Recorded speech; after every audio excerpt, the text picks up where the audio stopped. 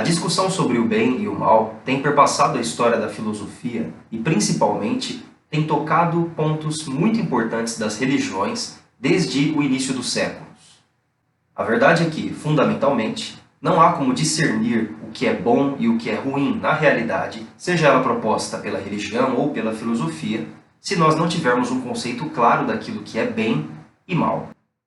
Nessa nossa jornada, vale muito a pena darmos uma olhada na história dessa discussão, não só na filosofia propriamente dita, mas principalmente na religião, que é onde há o germe dessa discussão. Em nossa tradição ocidental, a religião cristã é aquela que predomina, é aquela que está, se não na parte consciente, ao menos no inconsciente da maior parte das pessoas. E é justamente aí, nas Sagradas Escrituras cristãs, que nós encontramos muitas referências do que é o entendimento popular, ocidental e cultural que nós temos do que seja o bem e o mal. Podemos começar citando a oração do Pai Nosso, proclamada pelo Senhor Jesus Cristo e ensinada aos seus apóstolos. Se você já orou ou já ouviu a oração do Pai Nosso, você deve saber que o último verso é "Mas livrai-nos do mal". Mais precisamente, na tradição latina, "Sed libera-nos a malo". E de maneira geral, para as pessoas leigas na religião, esse mal pode se referir ao mal do dia a dia, da vida cotidiana que se enfrenta, como também o mal dos espíritos malignos, o mal do inferno em si, ou qualquer tipo de materialização daquilo que nós chamamos de mal. Pois bem, um dos apóstolos de Jesus Cristo, aquele que aprendeu diretamente a oração do Pai Nosso, explica melhor também na Bíblia o que seria esse mal descrito por Jesus no último verso da oração do Pai Nosso. Esse é o apóstolo São João, e em sua primeira epístola, no capítulo 5, ele diz que nós, cristãos, pertencemos a Deus, mas o mundo está sob o jugo do maligno. Aqui ele usa um substantivo, referindo-se especificamente a um indivíduo, a uma identidade, a uma pessoa. Fica claro nessa passagem que o mal citado por Jesus na oração do Pai Nosso também se refere a uma pessoa maligna. Ao longo da tradição cristã, uma das orações mais conhecidas, principalmente no meio católico, é a chamada oração de São Bento. Se você já viu uma medalha de São Bento, aquela circular com uma cruz no meio, já deve ter visto que há algumas letras gravadas nessa medalha. Cada uma das letras corresponde ao início de um dos versos da oração de São Bento, tão conhecida em meio aos católicos. E é justamente nessa oração que, com o passar da tradição cristã, notou-se com maior clareza ainda que, de fato, o maligno é uma identidade maléfica contra a qual nós devemos lutar. Os cristãos são chamados a lutar contra o maligno por diversas razões. A primeira delas é a de que o maligno citado entre os cristãos é o próprio diabo, aquele que quer a perdição das almas dos cristãos. E além disso, durante a labuta dessa vida, o maligno é aquele responsável por nos tentar. E esse verbo se aplica àquelas ocasiões em que um cristão é convidado sutilmente ao pecado por parte do maligno que quer perder a sua alma. Observa-se nessa crescente, desde o Pai Nosso até o que foi dito por São João e na oração de São Bento, que o mal vai como que se encarnando, vai ganhando identidade com o passar dos séculos e com o ganho de discernimento dos cristãos e católicos em meio à religião. O próprio Jesus, no 14º capítulo do Evangelho de São João, chama o maligno, o diabo, de príncipe deste mundo. E São Paulo, por sua vez, ele que não poderia faltar em citações das Sagradas Escrituras, diz que o diabo é o Deus deste mundo, com D minúsculo. Todas essas falas de Jesus e dos apóstolos parecem bastante densas, pesadas. Parece que, de algum modo, eles dão grande importância ao que seja essa figura maligna, a esse responsável pelo mal no mundo. Mas o que é amplamente compreendido entre os cristãos católicos de maneira especial é que o diabo é a personificação do mal. No entanto, ele não é a única origem do mal.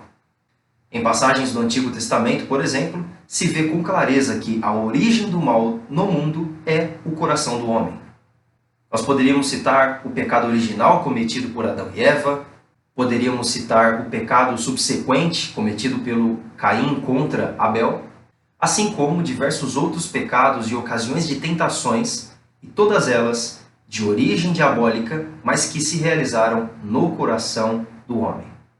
De fato, há diversos trechos no Antigo Testamento em que há maldições proferidas, em que há pragas, e todas elas de origem popular.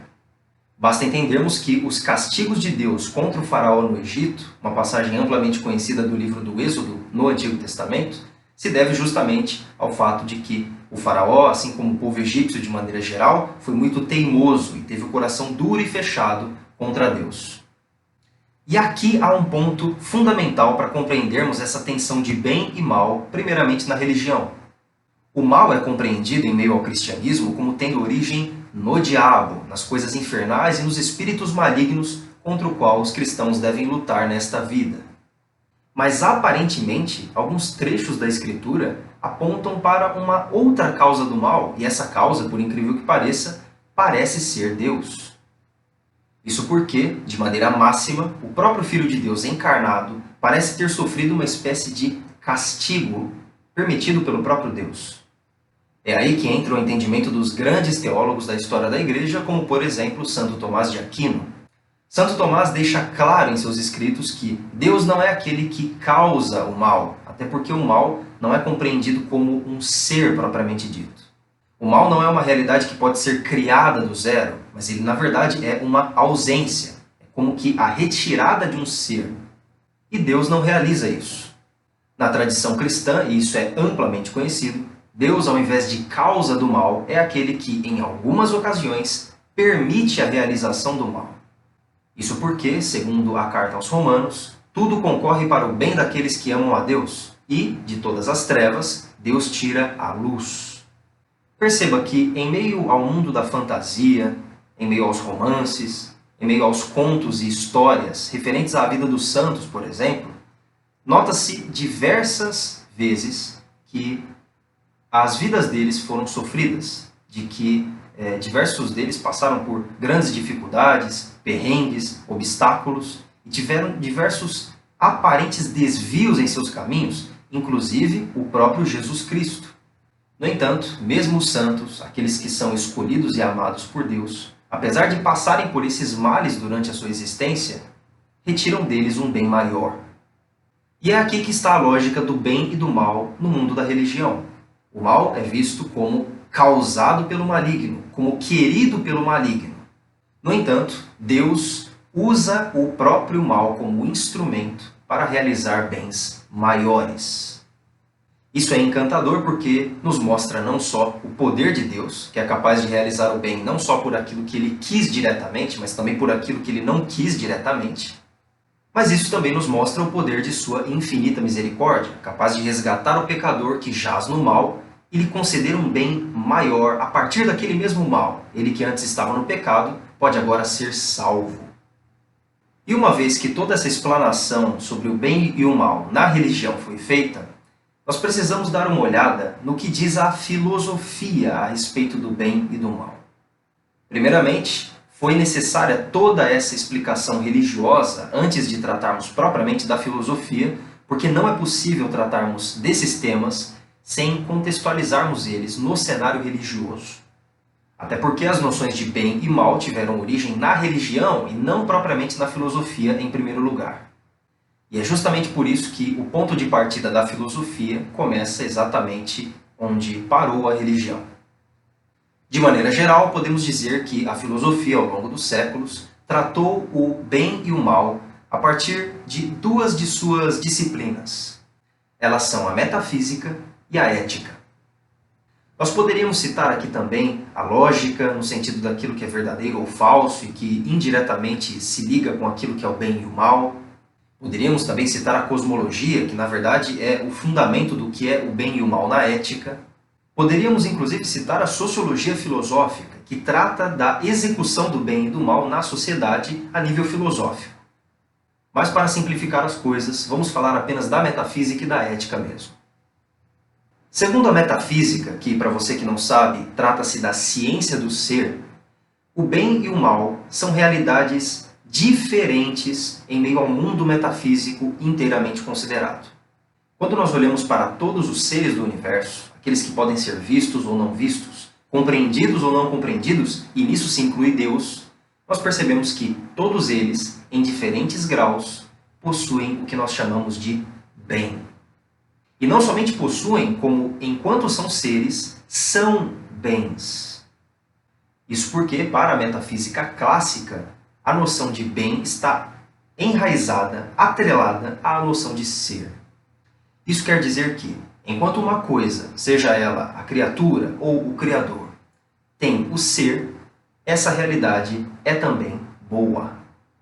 Isso significa que até mesmo o maligno, tratado nas religiões como a causa do mal, a nível metafísico é considerado um bem. E esse bem se deve justamente ao fato de que tais realidades possuem o ser. Mas por que é assim? Justamente porque bem é aquela realidade que se expande a partir do ser de algo. Podemos dizer que é um bem a cor vermelha presente em uma certa realidade, porque, sendo vermelha, ela aparece como vermelha àqueles que veem o vermelho. Podemos dizer que, do mesmo modo, todos os sons produzidos por todas as criaturas sonoras do universo são também bens, porque elas aparecem como sons àqueles que podem recebê-los. Assim como podemos dizer que o sistema digestivo do ser humano é um bem, também podemos dizer que as nuvens do céu são bens. E do mesmo modo todos os espíritos, sejam eles bons ou ruins, porque de diferentes modos eles aparecem para nós como bens.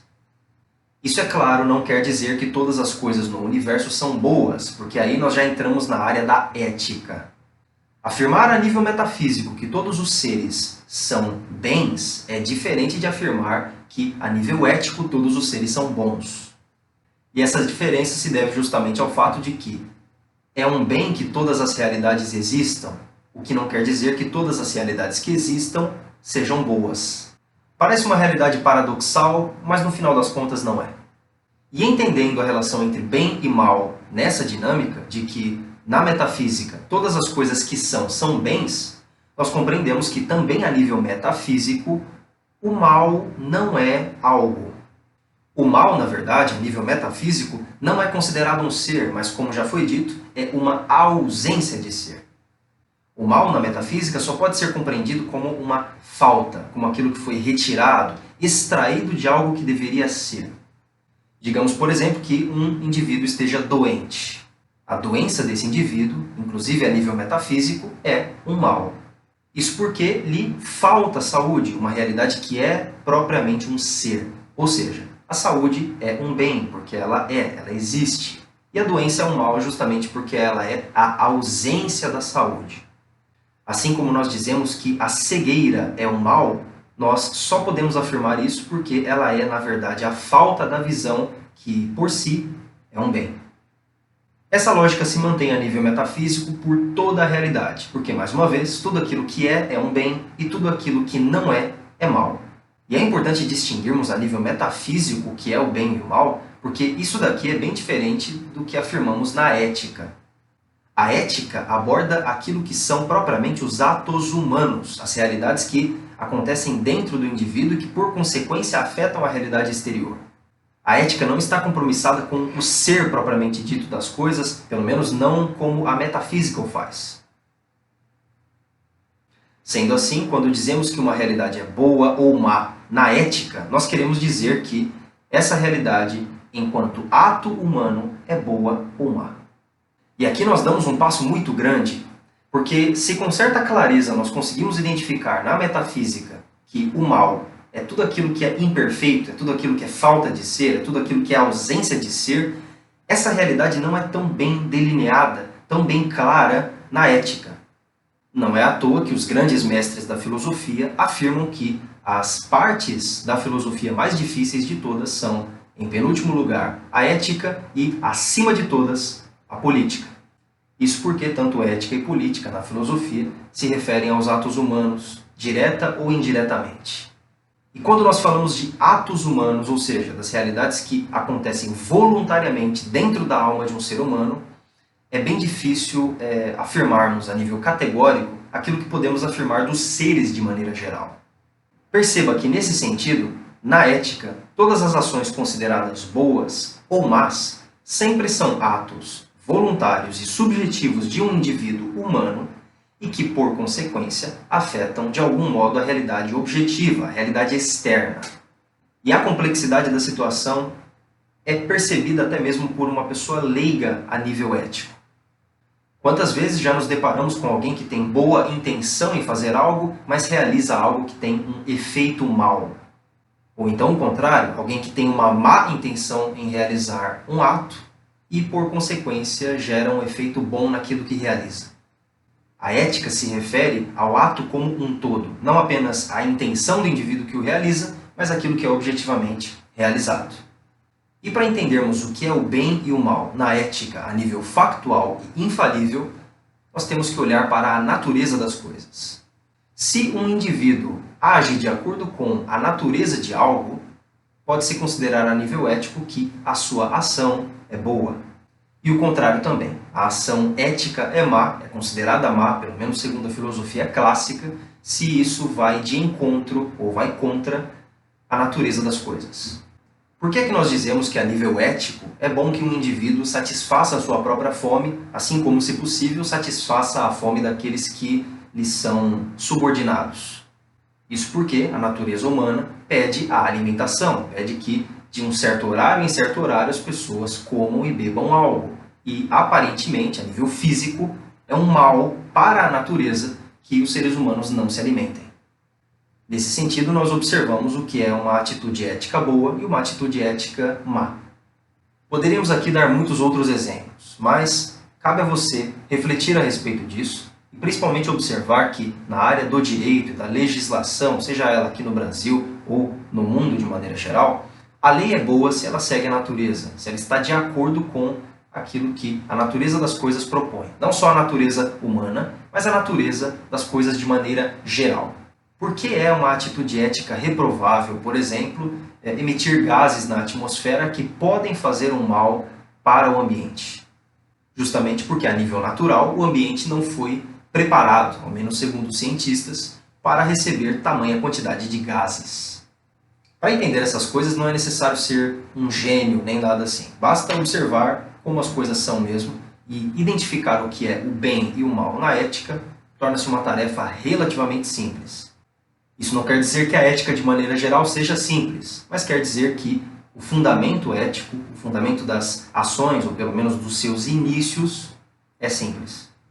Há algo interessante a se observar em toda essa dinâmica, porque uma vez que nós tratamos da metafísica, em que o bem e o mal pertencem ao que é e aquilo que não é, e depois falamos da ética, em que o bem e o mal está inscrito na natureza de cada coisa, nós conseguimos perceber que a verdade das coisas, aquilo que é propriamente o bem, está exatamente naquilo que foi criado por Deus, naquilo que foi querido por Ele desde o início dos tempos.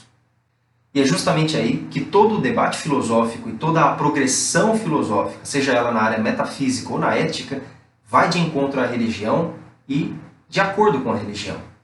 Isso porque, como vimos, na religião o sumo bem é o próprio Deus, enquanto que a causa do mal é o maligno.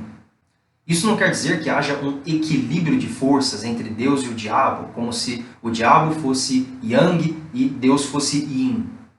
A verdade é que Deus, sendo o sumo bem, é a origem de tudo aquilo que é, de tudo aquilo que existe, de tudo aquilo que possui o ser e, por consequência, é um bem, o que inclui o próprio diabo. Mas, por sua vez, o maligno e todos os espíritos malignos e todos aqueles que são responsáveis pelo mal, segundo as Escrituras, são aqueles que fogem dessa lógica, são aqueles que se afastam do bem propriamente dito, são aqueles que buscam a pura ausência na realidade. Numa visão geral a respeito de todas essas coisas, observando não só a religião, seja ela cristã ou qualquer tipo de abordagem de outras religiões sobre o bem e o mal, assim como aquilo que diz a filosofia, nós temos uma visão ampla o suficiente para fazermos um juízo a respeito da nossa postura individual acerca do bem e do mal presente na realidade. Devemos convir que, independentemente da sua religião, é um fato de que existe o bem e o mal no mundo, seja ele originado do maligno, como dizem as Escrituras, ou daquilo que você entende como a origem do mal. Há algumas pessoas que, ao invés de apontarem para o maligno, dizem que a origem do mal no mundo e de todos os tipos de maldades vem do coração do próprio homem. Essa é uma postura que corrobora com certas passagens das Escrituras e que não difere da visão ocidental e cristã de maneira geral. Mais uma vez notando isso, é necessário que tenhamos uma postura, não só porque vivemos em meio a essa dinâmica, mas porque, seja a nível religioso ou a nível ético, de maneira filosófica, nós temos que nos posicionar diante disso, uma vez que essas são realidades fundamentais que definem o nosso caráter, realidades que definem a nossa própria personalidade e a razão de ser da nossa existência.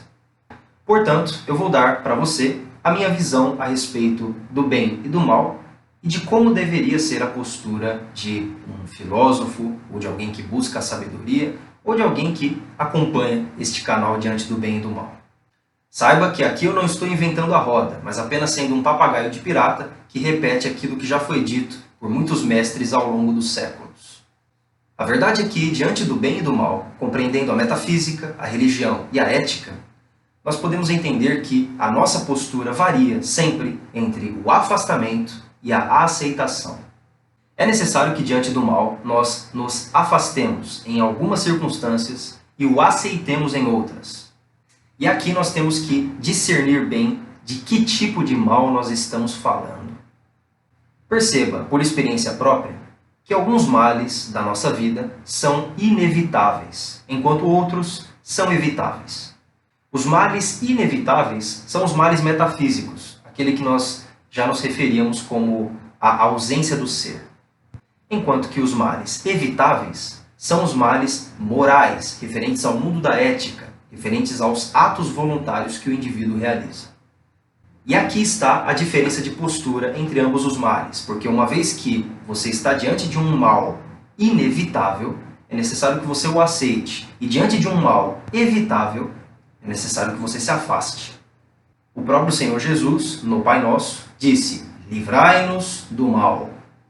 Isso porque ele se referia à pessoa maligna, o próprio diabo, ou seja, nós devemos orar para que Deus nos livre do diabo, mas principalmente das suas tentações, das suas armadilhas, das suas artimanhas contra os nossos atos voluntários.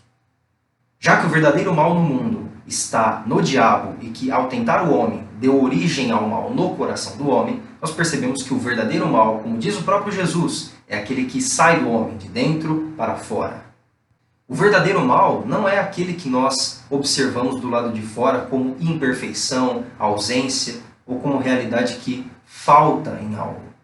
Até porque esse mal nem é propriamente ético, é um mal puramente metafísico.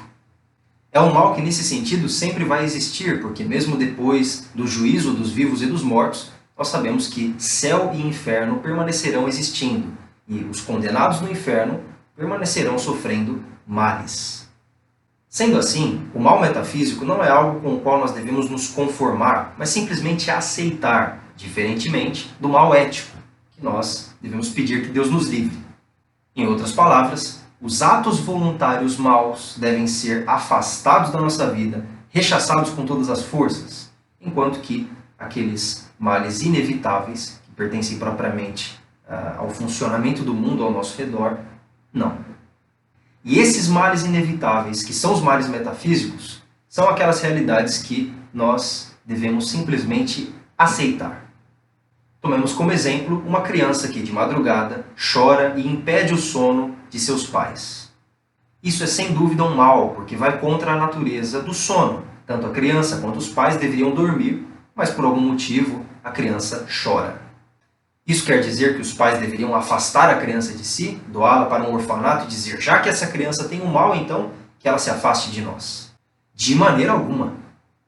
Na verdade, esse é apenas um mal metafísico. É uma realidade que tem ausência de ser, ou seja, a criança que chora tem ausência de paz. E nesse caso, esse é um mal que, da parte dos pais, deve ser aceitado.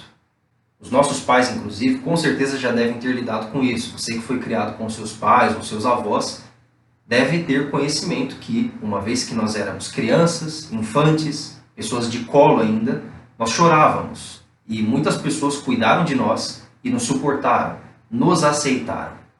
Este é apenas um exemplo de tantas labutas, tantos obstáculos, tantas fadigas do dia a dia que todos nós somos expostos, mas que não são realidades contra as quais nós devemos lutar. Não são realidades que nos fazem um mal moral. Essa não é a pior parte da existência, não é a pior parte da vida. Essa é, na verdade, uma oportunidade perfeita para crescermos, porque é aí que a divina providência age. Se Deus é capaz de, do mal ético, de um ato voluntário maligno de alguém, ou seja, do pecado, trazer o bem, trazer a salvação e tornar do mal um bem, quanto mais das realidades que são meros males metafísicos. E entendendo essa dinâmica de que alguns males devem ser afastados de nossas vidas, enquanto outros devem ser simplesmente aceitos diariamente, nós teremos mais paciência, mais virtude e seremos capazes de cultivar uma vida mais feliz. Até porque de nada adianta se debater na cama quando você ouve o despertador tocando e aí você não quer despertar de manhã, mas precisa despertar para trabalhar.